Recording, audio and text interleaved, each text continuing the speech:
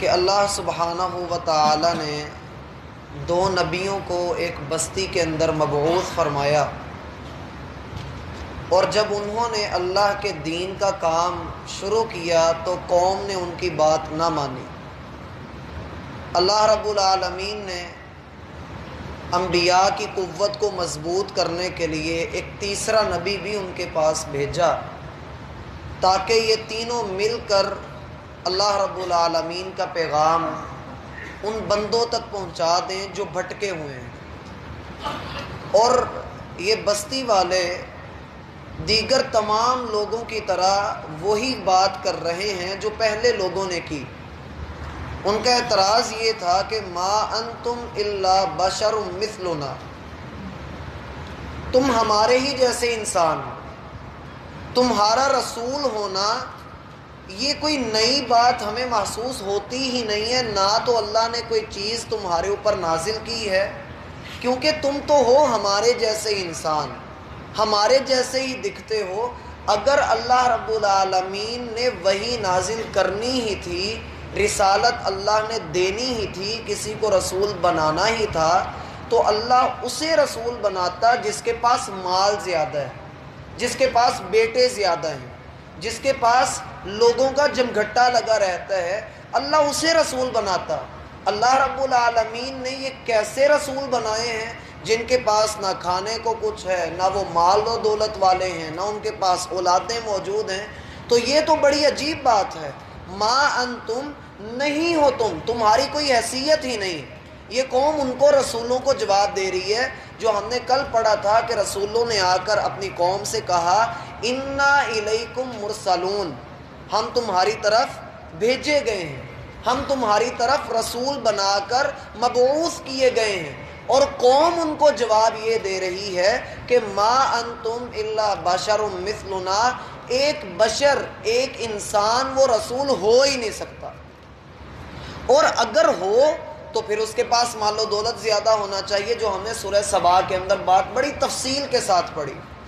بات یہ ہے کہ انسانوں کو جس چیز نے ہدایت سے روکا ہے، جس چیز نے انسانوں کو رسولوں کے رستے پر چلنے سے روکا ہے، سورہ بنی اسرائیل میں اللہ رب العالمین ارشاد فرماتے ہیں وَمَا مَنَعَ النَّاسَ أَن يُؤْمِنُوا إِذْ جَاءَهُمُ الْهُدَىٰ، لوگوں کو ہدایت کی پیروی کرنے سے صرف اس بات نے روکا ہوا ہے إِلَّا أَن قَالُوا أَبَعَثَ اللَّهُ بَشَرًا رَسُولًا، کہ اللہ نے ایک انسان کو، ایک بشر کو رسول بنا کر بھیجا ہے، صرف یہ لوگ اس وجہ سے ہدایت سے رکے ہوئے ہیں۔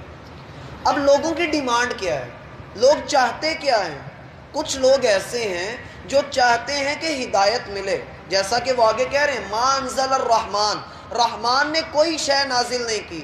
معلوم یہ ہوتا ہے کہ یہ لوگ رحمان کو جانتے ہیں، ان کو پتہ ہے کہ رحمان کون ہے، لیکن ان کا انکار کیا ہے کہ جو انسان ہے، جو چلتا پھرتا ہے، کھاتا پیتا ہے، جس کے پاس احتیاجات ہیں، جس کو دنیا کی حاجات ہیں، جو سوتا ہے، جاگتا ہے، شادی کرتا ہے، اس کی اولادیں ہوتی ہیں، یہ رسول نہیں ہو سکتا، وہ یہ کہتے ہیں۔ تو پھر اللہ رب العالمین ان کی اس بات کو ذکر کرتے ہیں کہ یہ چاہتے کیا ہے۔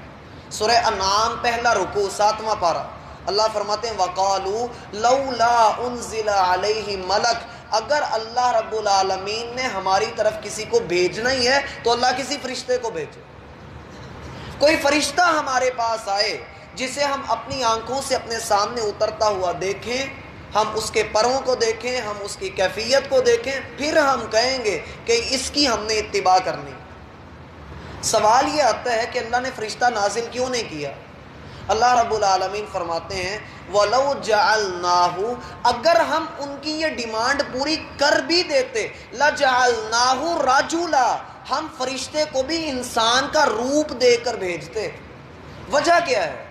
کیونکہ فرشتہ میرا بھائی اپنی خواہشات کو، اس کے اندر تو اللہ نے خواہشات رکھی نہیں، فرشتے میں خواہشات نہیں ہیں، فرشتے کو جو اللہ نے کہہ دینا اس نے وہی کرنا ہے۔ صحیح بخاری میں آتا ہے اللہ رب العالمین نے کچھ فرشتوں کو پیدا کیا ہے اس کام کے لیے کہ وہ زمین پر اللہ رب العالمین کے ذکر کی مجلسیں تلاش کرتے ہیں۔ وہ فرشتے اس کے علاوہ کوئی کام نہیں کر سکتے، وہ صرف یہ ذکر کی مجلسوں میں آتے ہیں، کچھ فرشتے ایسے ہیں جن کو اللہ رب العالمین نے مقرر کیا ہے کہ وہ لوگوں کے نامہ اعمال لکھیں گے، وہ لکھ رہے ہیں، وہ اس کے علاوہ کوئی کام نہیں کر سکتے۔ فرشتہ اگر رسول ہوتا میرا بھائی وہ انسانوں کی صحیح رہنمائی نہیں کر سکتا تھا۔ رسول جو ہوتے ہیں وہ ہوتے تو انسان ہیں، دیکھنے میں وہ انسانوں جیسے ہوتے ہیں، ان کے بھی 2 کان، 2 آنکھیں، 2 ہاتھ، 2 پاؤں، ان کو اللہ رب العالمین نے جثہ وہی دیا ہوتا ہے جو عام انسان کا ہوتا ہے، لیکن ان کا درجہ، ان کا مقام، ان کا زہد و ورع، ان کا تقوی، ان کی خشیت، ان کے اعمال اس قدر اونچے ہوتے ہیں، اس قدر اعلیٰ ہوتے ہیں کہ اللہ رب العالمین نے ہر دور کے اندر حکم دیا کہ آپ رسولوں کی اتباع کرو گے تو کامیاب ہوگے، وگرنہ آپ کامیاب نہیں ہو سکتے ہیں۔ اور یہ لوگ کہہ رہے ہیں، انکار صرف اس بات کا ہے کہ ان کی سمجھ میں یہ بات نہیں آ رہی۔ لوگوں نے یہ سمجھ لیا کہ جس کے پاس مال و دولت زیادہ ہے وہ رسول ہوتا ہے، حالانکہ اللہ رب العالمین نے کسی دور میں ایسا نہیں کیا۔ اللہ رب العالمین کے جو رسول ہیں، آپ آخری رسول کو دیکھیے، نبی صلی اللہ علیہ وسلم۔ نبی علیہ السلام کے بارے میں آتا ہے، صحیح بخاری میں روایات ہیں کہ جب آپ ہجرت کر کے مدینہ میں گئے تو آپ کی حالت یہ تھی کہ جب کوئی بندہ آتا، نیا بندہ اسلام قبول کرنے کے لیے آتا، اللہ کے رسول صحابہ کے درمیان بیٹھے ہوتے تھے، وہ نیا بندہ پہچان نہیں سکتا تھا کہ ان میں سے کون اللہ کا رسول ہے۔ آپ نے اس طرح کی زندگی گزاری ہے۔ آپ علیہ السلام نے فرمایا کہ مجھے مساکین میں تلاش کیا کرو، مساکین کے زمرے میں، اللہم احیینی مسکینا، اے اللہ مجھے زندہ رکھنا ہے تو مسکینوں کے ساتھ زندہ رکھنا ہے، وَأَمِتْنِي مسکینا، مجھے فوت کرنا تو مسکینوں کے ساتھ فوت کرنا، وَاحْشُرْنِي فِي زُمْرَةِ الْمَسَاکِین، اے اللہ کل قیامت کے دن جب فیصلے ہوں تو میرا فیصلہ مساکین کے ساتھ کرنا۔ لوگوں نے کہا اللہ کے رسول آپ یہ دعا کیوں کرتے ہیں؟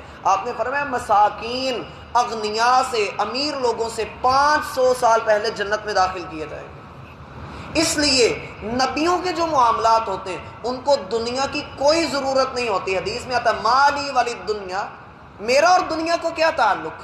میرا تو اس دنیا میں صرف اتنا سا ہے کہ ایک راہ چلتا مسافر ہو، وہ ایک درخت کے نیچے بیٹھ کر کچھ دیر آرام کرے، پھر وہ اپنی منزل کی طرف روانہ ہو جائے۔ میرا تو دنیا کے ساتھ بس اتنا سا تعلق ہے، اور ہمیں بھی یہی چاہیے۔ اب رسولوں کا انکار لوگ اس لیے کرتے ہیں کہ ان کے پاس اللہ نے انسانوں کو رسول بنا کر بھیجا ہے، اور ہماری عوام آج کل تو خیر اس طرح کا انکار نہیں ہوتا۔ آج کل انکار یہ ہوتا ہے کہ نبی جو ہوتے ہیں وہ بشر نہیں ہو سکتے، نبی نور ہی ہوتے ہیں۔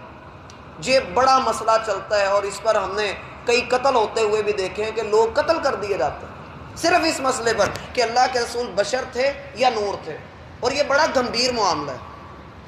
اس کے لیے قرآن سے دلیلیں لی جاتی ہیں، احادیث کا استدلال کیا جاتا ہے۔ اس میں میرا بھائی بندہ اگر ٹھنڈے دل سے کام لے تو بندہ درمیانی رائے نکال سکتا ہے، بندہ اچھی بات کر سکتا ہے۔ ضروری نہیں کہ اگر قرآن نے یہ کہہ دیا ہے کہ نبی صلی اللہ علیہ وسلم کو اللہ رب العالمین نے بشر بنایا تو آپ اس کو اپنی مرضی کا مطلب دیں تو وہی ٹھیک ہوگا، یا ضروری نہیں کہ قرآن نے ایک مقام پہ کہا کہ تمہارے پاس اللہ کا نور آیا ہے تو آپ جو اس کو مطلب دیں وہی ٹھیک ہے، ہرگز نہیں۔ ہمیں وہ مطلب لینا ہے جو صحابہ نے بیان کیا، ہمیں اس مطلب کو سیکھنا ہے جو سلف صالحین سے منقول ہے۔ میرا بھائی اس بات میں کسی کو کوئی شک ہے کہ اللہ کے رسول کھایا پیا کرتے تھے؟ کسی کو کوئی شک ہے؟ کوئی شک نہیں۔ اللہ کے رسول کی شادیاں تھیں، آپ کی بیویاں موجود تھیں، حدیث میں آتا ہے اللہ کے رسول وضو یوں کیا کرتے تھے، آپ کو جنابت لاحق ہوتی تھی، آپ غسل کیا کرتے تھے، آپ علیہ السلام کھانا پینا کیا کرتے تھے، سوتے بھی تھے، جاگتے بھی تھے۔ یہ کس کی ضروریات؟ ایک انسان کی۔ لیکن یہ کہنا کہ اللہ کے رسول ہمارے جیسے انسان تھے، اللہ کے رسول ہمارے جیسے انسان تھے، یعنی ایک بندہ جو ہے اس کا معنی یہ ہوتا ہے کہ بھائی جس طرح میرے 2 ہاتھ ہیں نا، ایسے ہی اللہ کے رسول کے بھی 2 ہاتھ تھے۔ لیکن میرا بھائی ہم شان نبی جب بیان کرتے ہیں تو اللہ کے نبی کے ہاتھوں میں اور میرے ہاتھوں میں میرا بھائی زمین آسمان کا فرق۔ مثلا کیا فرق؟ اللہ کے رسول صلی اللہ علیہ وسلم کے ہاتھ کبھی کسی کو مارنے کے لیے اٹھے ہی نہیں۔ میرا ہاتھ دن میں پتہ نہیں کتنی مرتبہ اٹھتا ہے۔ یہ ہاتھ حرام کھائے اور اللہ کے رسول صلی اللہ علیہ وسلم کے ہاتھ سے اس کا مقابلہ نہیں ہو سکتا۔ اللہ کے رسول کی آنکھ ہے، آپ کی آنکھوں نے کبھی نہ ٹیڑھ پن اختیار کیا نہ ٹیڑھا ہونے کی کوشش کی. ہماری آنکھیں دن میں کتنی مرتبہ ٹیڑھی ہوتی ہیں. اللہ کے رسول صلی اللہ علیہ وسلم جسمانی اعتبار سے انسان تھے، لیکن اپنے درجے کے اعتبار سے وہ ایسی شخصیت ہیں کہ اللہ کے بعد انہی کا درجہ ہے. وہ فرشتوں سے بھی اعلیٰ درجے کے ہیں، وہ فرشتوں سے بھی اوپر کا درجہ ہے. لہٰذا یہ بات کہ نبی صلی اللہ علیہ وسلم آپ علیہ الصلاۃ والسلام اپنے جسمانی اعتبار سے تو بشر ہی تھے، لیکن اپنے اعمال اور اپنی نیکیوں کے اعتبار سے آپ کا درجہ، آپ اللہ کے اتنے قریب ہیں کہ جب آپ توحید کا اقرار کریں گے آپ کو رسالت کا اقرار کرنا ہی پڑے گا، تو پھر آپ کا عمل قبول ہے، ورنہ آپ کا کوئی عمل مقبول نہیں ہو سکتا. ما انتم الا بشر مثلنا، تم ہمارے جیسے انسان ہی ہو، تمہارا رسالت کے ساتھ کوئی تعلق نہیں. اور پھر کیا کہا؟ ما انزل الرحمن من شیء، رحمان نے کوئی شے نازل ہی نہیں کی، تم پر تو رحمان نے کوئی شے بھیجی ہی نہیں. لوگوں کا اصل میں یہ ہوتا تھا کہ کوئی معجزہ ہو، کوئی انہونی بات ہو. اسی لیے تو ہم دیکھتے ہیں کہ اللہ رب العالمین نے موسیٰ علیہ السلام کو لاٹھی کا عصا جو ہے وہ عصا عطا کیا تھا، وہ اژدہا بن جاتا تھا. اسی طریقے سے صالح علیہ السلام کی اونٹنی تھی جو پہاڑ پھٹا اور وہ اونٹنی باہر نکلی. نشانیاں قوموں کو دکھائی گئی. سوال ایک یہ آتا ہے کہ اللہ نے ہمیں کوئی نشانی کیوں نہیں دکھائی؟ لوگ کہہ رہے ہیں اللہ نے کوئی چیز نازل نہیں کی. اللہ نے میرا بھائی ہمیں نشانی دکھائی ہے. کیا نشانی ہے؟ زمین کا اپنی جگہ پر حرکت کرنا، دن کا آنا، رات کا آنا، یہ ساری اللہ کی نشانی ہے. اگر آپ اس سے بڑھ کر نشانی دیکھنا چاہتے ہیں، یہ قرآن ہے. اس کے آپ نقطے تک میں تبدیلی نہیں کر سکتے. 1400 سال ہو گئے، مجھے دنیا کی کوئی کتاب دکھائیں جس کو 1400 سال گزر گئے ہوں اور اس کو پورے کے پورے کو سلامت رکھا گیا ہو. کوئی ایک کتاب بھی نہیں. یہ کتاب ہے جسے سلامت رکھا گیا ہے. آپ دنیا کے کسی بندے کی تاریخ لکھنا شروع کریں، اس کے سوانح حیات، اس کی زندگی پر لکھنا شروع کریں، آپ کتنا کو لکھ لیں گے. ایک نبی صلی اللہ علیہ وسلم کی ذات ایسی ہے، ایک ایک لمحہ تاریخ کے اندر صحیح سند کے ساتھ موجود ہے. کسی اور کی شخصیت، کسی اور کی سیرت اس طرح سے نہیں ملتی. یہ اللہ رب العالمین نے معجزے ہی رکھے ہیں. ہماری سمجھ میں نہ آئے تو پھر جو مرضی کہتے رہیں. اللہ فرماتے ہیں رسولوں کو انہوں نے پھر کہا ان انتم الا تکذبون، تم ہو ہی جھوٹے. یہاں پر سبق ہے. ہم جب دین کا کام کریں گے لوگ گالیاں دیں گے، لوگ جھوٹا کہیں گے. آپ لوگوں کو حدیث سنائیں گے، لوگ آپ کو کہیں گے اپنی طرف سے بنا کر لایا ہے. آپ کو لوگ تانے بھی دیں گے، گالیاں بھی دیں گے. آپ نے کیا کرنا ہے؟ صبر کرنا ہے. وَلِرَبِّكَ فَاصْبِرْ، اپنے رب کے لیے صبر کا معاملہ اختیار کر لیجیے. اور یاد رکھیے کل قیامت کے دن نمازی آئے گا اپنا اجر لے کر چلا جائے گا، جتنا اس کا اجر بنتا ہوگا. روزے دار آئے گا، جتنا اس کا اجر بنتا ہوگا لے کر چلا جائے گا. زکوٰۃ دینے والے کا بھی یہی معاملہ ہے. جتنی نیکی ہیں سارے اپنے اپنے اجر لے کر چلے جائیں گے. ایک صبر کرنے والا آئے گا. اللہ فرماتے ہیں یوفی الصابرون بغیر حساب، ہم صبر کرنے والوں کو بغیر حساب کے اجر عطا کریں گے. آپ صبر کر کے دیکھیے، اپنے آپ کو روک کر دیکھیے، لوگوں کے تانوں سے پیچھے ہٹ جائیے. لوگ آپ کو برا بھلا کہیں، آپ کے راستے میں رکاوٹیں کھڑی کریں، آپ کو پتھر ماریں، گالیاں دیں، آپ کی عزت پر آئیں. یاد رکھیے اللہ رب العالمین کے لیے جب آپ نے کام شروع کرنا ہے آپ کو پھول نہیں ملنے، آپ کو راستے کے اندر رکاوٹیں آنی ہیں. اپنے رب کے لیے صبر کیجیے. دیکھیے آپ کا اللہ رب العالمین دل آپ کا کیسے اللہ نور سے منور کر دیتا ہے، آپ کا دل مطمئن ہو جاتا ہے. صبر کیجیے اور صبر ہی انسان کو دنیا کے اندر